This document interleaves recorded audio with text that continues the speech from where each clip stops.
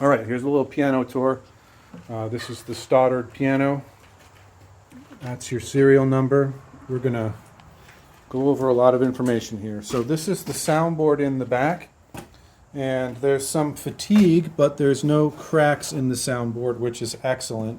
It is noteworthy that you have vertical ribs. On most pianos, even of this era, the ribs would go perpendicular to the grain, so these slats would ordinarily be off at a diagonal. Partly that is to facilitate transferring the tone to the entire soundboard, and partly it is to facilitate maintaining the crown of the soundboard. I'm going to shoot blind here, so I'm not sure if I'm on frame or not. So the soundboard of every piano has a crown to it. On an upright, it's like a belly pushing out. On a grand, it's like an arched ceiling. And it's designed to be at a very specific curvature because the soundboard is the speaker. That is what's moving the air. When we hear the piano, we don't hear the wire. The wire does not move enough air. The tension on the wire is transferred by down-bearing force through the bridges, which we'll look at in a minute, onto the soundboard. And that soundboard is the speaker. So the diagonal slats, as the piano evolved from this era, was determined to be more stable in the long run of keeping the curve on the soundboard. It's not something we'd really worry about with this piano. It's noteworthy, and it may mean that as the piano is tuned and settled, that it doesn't settle quite the way we're used to, but it's nothing that alarms me. Okay, so let's talk about the crown of the soundboard again while we're on it. So this piano, I haven't measured the pitch yet, but it probably hasn't been tuned in quite a long time. And that means that the down-bearing force exerted on the soundboard by the strings is insufficient. And so the crown of the board is probably sitting in an exaggerated posture. So after the piano moves and settles, it's going to need to tune, and it's going to need maybe more than one tuning, because as we adjust down-bearing force on that curve, it's going to settle, and that's totally normal. This is what I mean by the vertical slats being a little unpredictable, is that on most pianos, when you have a big tension change over the soundboard, you kind of know which octave is going to bear the brunt of that change as the soundboard regulates back to its designed height. A little bit unpredictable how it will settle from a tension change, but nothing that I'm worried about. So here are the bridges. They are dirty, but they are in great shape. I don't see any bridge pin fatigue. I don't see any bridge separation. In an old piano like this, you would expect to see a lot more fatigue.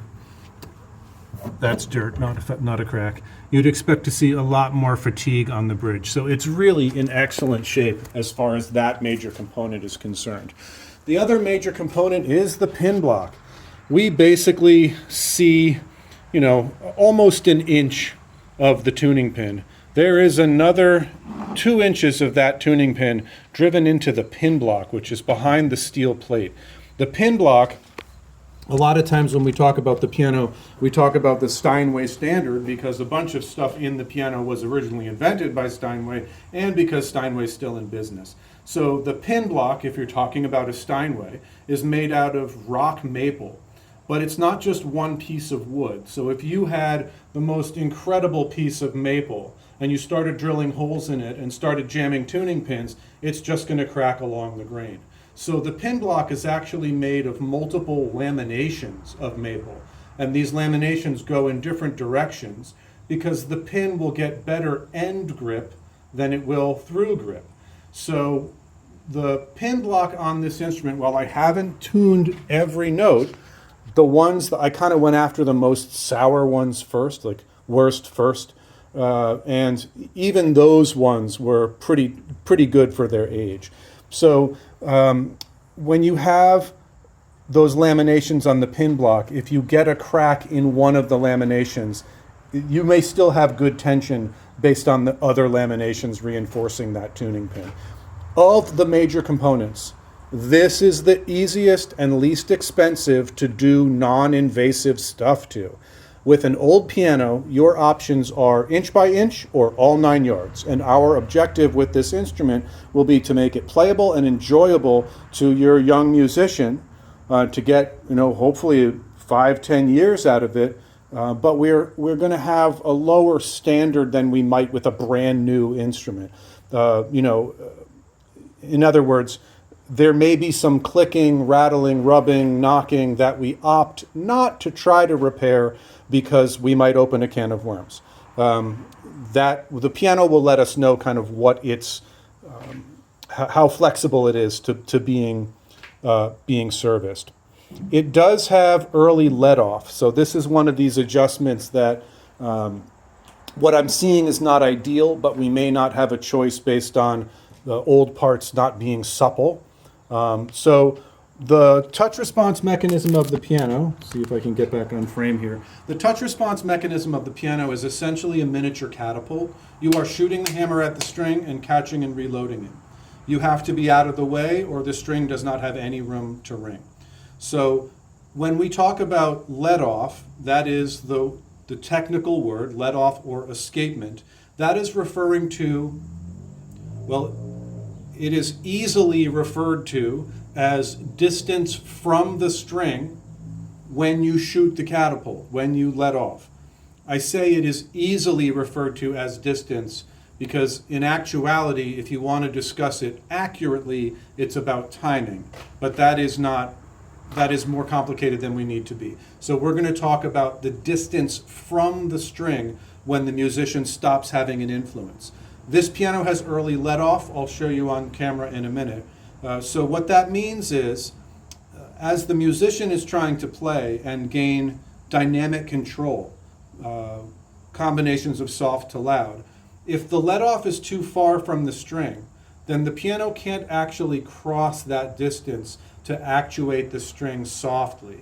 And as a technician, when I'm tuning, you'll hear, I need to knock it into tune so that 100 soft strikes doesn't destabilize it. And so the piano's dynamics, its expressiveness, has been abbreviated on both ends of the range. It can't play as softly as we'd like for the musician, and I can't hit it as hard as I want to knock it into tune. So you could imagine if I'm trying to punch my way through I'm trying to karate chop through a piece of wood, but I stop putting effort in, 3 inches away from the wood, that it's just not going to have the force it would otherwise have available to it.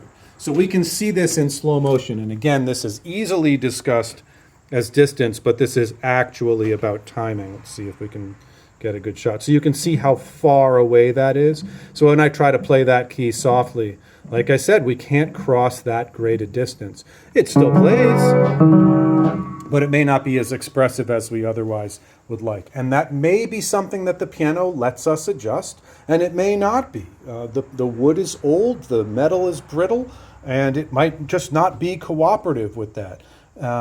It's not expensive, not terribly time-consuming. If we were to correct the let-off, there's a logical order of operations to execute that repair, and we would want to correct or attempt to correct the let-off before a tuning, because otherwise, if I've tuned the piano with this being the maximum force, and we've tuned the piano and I've settled the wire as best I can, and then we go through and change the let-off, well, now the wire can be more secured, and it will change the tuning. The reason for that has to do with the physics of the wire. So when I move this tuning pin, the first portion of the wire to move is between here and the pressure plate. And you could imagine if I was stretching a rubber band over my finger, there'd be a lot of stretched rubber band here and not a lot of stretched rubber band there. So I'm using that maximum force to the speaking length to pull out any latent motion on the steel wire. And the tension is such on this piano. This piano is probably holding more than 16 tons of pressure. It is from an era of all handcrafted instruments with incredibly high quality standards for wood and for craftsmanship. A modern piano is designed by a computer. How much plastic can we get away with? How little metal do we need? How much pressboard instead of solid wood can we get away with? And how low can we dial the tension? It's all about tension on the piano. The higher the tension, the more tone growth and the more projection. So a Steinway 9-foot grand is holding 20 tons of pressure, and that is why you can play it softly and it will project across an auditorium. So The let-off change on the piano would be advisable, but we don't know if the piano would cooperate. And since I don't know the instrument terribly well, the best way I get to know the piano is to tune the piano. So I am going to measure the pitch to try to guess how many tunings we'd need. But as far as what would the service plan be for this piano, you want to move the piano. You do not want it sitting on top of a heat vent or in front of a heat vent. You do not want it against a window with direct sunlight behind it. Those things will kill this piano. The dry heat coming out of a vent will destroy your soundboard. The sunlight hitting the back of the piano will destroy your soundboard. If you had to go against a window, you could protect the back of the instrument with cardboard or something to eliminate the direct sunlight. Direct sunlight will also sun bleach the case, but that's never really a concern for me. I'm concerned with the acoustic components. We don't want to be too close to a wood stove if it's at all possible. There are old wives' tricks, so the piano still thinks it's alive. All summer long it drinks up moisture. All winter long it gives it back, and it's the concert of those two events that will cause damage to the instrument. However much moisture it drank up, it can be ripped out of it when it's -20 in January if the room is too dry. So the old wives' trick for keeping moisture in the piano, the piece of wood in front of your knees when you're playing is called the front door. And the old wives' trick would be to put mason jars here on the bottom board of the instrument in the winter when the heat is on, mason jars full of water so they evaporate just into the instrument. Based on the piano's age, it is also a good candidate for a system called a damp chaser, which is spelled with two P's, damp chaser. No idea why they did that, but you can research them online. They keep the piano at 41% humidity year-round. They remove moisture all summer long. They add moisture all winter long. Less upkeep than a room humidifier, more targeted than just having the jars in the instrument. They are pricey. For an upright, you're in the $600 range, parts and labor. They also come with a logical order of operations in that they change the moisture content of the soundboard. So we were talking before about how a soundboard has a crown to it, that the tension will change the curvature of that board. Well, the soundboard will also be part of the components that swell or contract seasonally. So if I tune a piano today at whatever moisture content it is, and then I put a damp chaser in, over the course of 3 weeks, as the damp chaser revives the wood back to its appropriate moisture content, that tuning goes out the window. So the logical order of operations for that is we install it, wait 3 weeks, and try to do a final tuning. There's different schools of thought for old pianos and for damp chasers. It essentially freezes time for the instrument, so it's kind of the best big ticket item you can throw at an old piano. But like I said before, the quality of the wood stock, this soundboard was probably 200 years old. The tree was probably 200 when they cut it down 100 years ago. It's from New York. It has seen New England winters, and a certain school of thought with old pianos is that they've lived this long. And in general, you treat an old piano like that. If grandma has lived to be 100 smoking cigars every day, you let her. And that goes with the action as well, that we may always have clicking, rattling, rubbing that we opt not to stress the piano by doing anything about. I am going to measure the pitch. There are a couple of rubbing hammers. This is nice, that's easy service. That's nothing I'm worried about. We also have nice and serviceable flanges, which is a reference to basically the wooden hinges of all these moving parts.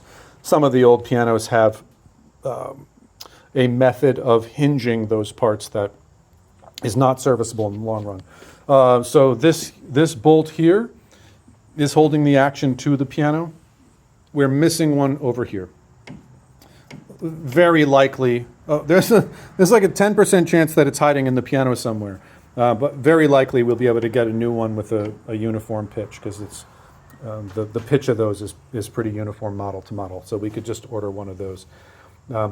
What I would recommend is we move the piano. Let the piano, don't put the piano in an aggressive spot. Let the piano settle to the floor a little bit before we tune it. I am going to measure the pitch so I can guess how many tunings we're going to need. When you move the piano into the house, it will take about 3 months for it to square to the floor. And that is because this is probably 800 pounds, and it's got a twist to meet the foundation. So it's not going to be stable for a fine tuning until it's really found the floor. And then it's 3 months to find the floor, a full year later for the piano to tell you what does it think of the new house, because we have to see it on both sides of that humidity swing. We're not going to wait a full 3 months to tune it, but we don't want to tune it the day it arrives. That being said, if the piano needs 3 tunings in order to get up to pitch, yeah, we could throw a tuning on it that first week that it's in the house. The telltale for you to know if your piano is grounded to the floor is this front wheel here. All right, if this front wheel is spinning, the piano has not found the floor yet. So it's not used to your garage yet. The garage is not flat. Right, or the garage is not flat, exactly. And actually, that's a really good point, because a lot of the houses in Vermont, the older houses, are not necessarily plumb. It's a good idea to shim under the instrument so all 4 points of contact will make a nice stable instrument. So I like the piano. I would recommend getting it. I am going to measure the pitch. The service plan would be clean it. It'll bribe the piano to behave if we get all this dust out of it. Let it settle a little. Don't put it in an aggressive spot. Put 1 tuning on it and see how she does. We don't want to try to change any of our let off or any of these other moving parts until the piano is a little more used to the new location and until we know about the pin tension on all the tuning pins. What I've moved, I'm happy with. And like I said, this is the least expensive. If we have fatigue in the tuning pins, you can basically use a super thin super glue to reinforce and glue size those pins. It's a little smelly, but it's not time consuming and not expensive. So of all the major components, this is the easiest to work with. All right, please let me know if you have any questions or concerns, and I'll be happy to talk to you all day about the piano, as you may have guessed.